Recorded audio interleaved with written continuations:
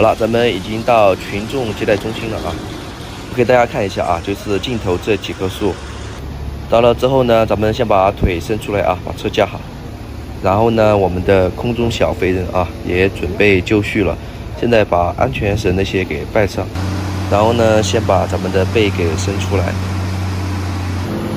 咱们的背伸出来之后呢，咱们把小钩放下去。放下去之后呢，空中小飞人啊，把它的那个安全带给绑上就可以了，咱们就可以起飞了。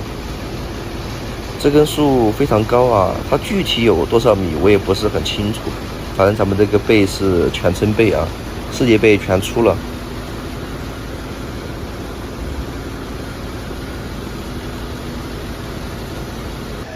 然后这里的话，咱们下大钩啊，让空中小飞人把绳子绑在树上。绑上之后呢，咱们的大钩啊抬一点，然后把这个树枝搭一点力就可以了。因为这里啊场地有限，所以呢我们就只能从中间给它锯开就可以了。如果整根锯开的话，它那个场地不够啊，放不下来，所以说只能从中间锯开，然后再放下来就可以了。OK， 锯好了之后呢，这个树就直接一下就弹开了啊。因为它这个树呢需要我们左右晃动啊，晃的话很容易因为惯性的作用，它就会往左偏移，所以说这个树也晃得比较凶。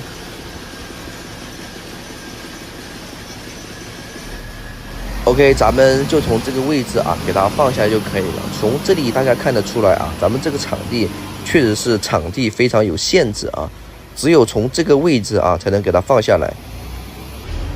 然后它这个树怎么放下来呢？它大钩把树的那个中端那里给拖着，然后呢，把它的那个底部给缩下来。缩下来之后呢，需要有几个人啊给它拉住底部，它才能完整的放下来。好，大家看一下啊，这个树放下来刚刚好啊，刚刚好。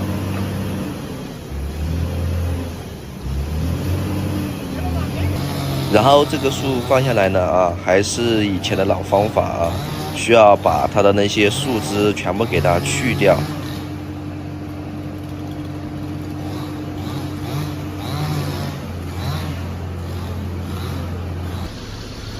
好了，现在呢，空中小飞人又要起飞了啊！现在呢，我们准备砍第二根树，就是尽头的这一根啊。这根也不是很高，虽然这个树不是很高啊，因为它挨着隔壁小区，所以说我们必须要小心翼翼的。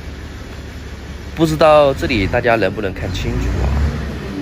它这里空中小飞人挂完绳子之后呢，就直接把它放到中间，它从中间开始锯就可以了。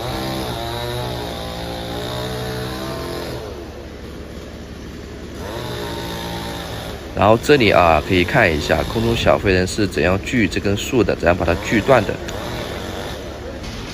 OK， 然后这里呢锯完之后呢，空中小飞人下来之后呢，我们就需要咱们的16吨吊车来左右晃动，把这个树给它晃断啊。然后这里大家可以看一下啊。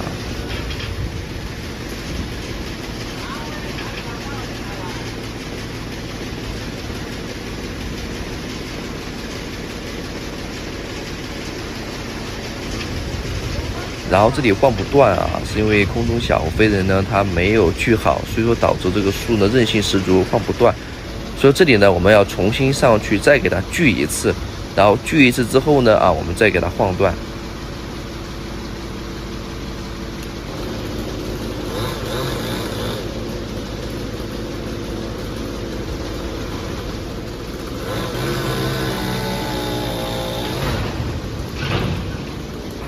这里其实非常非常危险啊，所以说大家为什么问我们为什么你们不直接锯断呢？所以说这就是原因。刚刚呢其实特别危险啊，所以说为什么我们锯一半啊，然后再把人放下来，然后再用吊车左右晃动的原因，这就是原因啊。然后这里啊大家就看得清楚啊，它这个树特别长，怎么办呢？啊，就刚刚所说那样啊，靠人把它往后拉。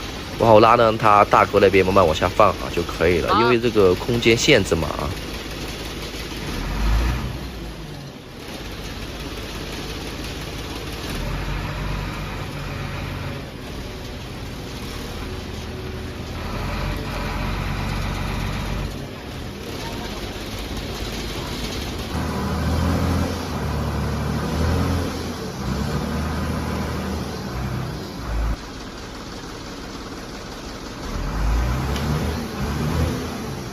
这里就是最后一棵树啊，这里大家就可以看一下啊，怎么把这个树给它晃断的。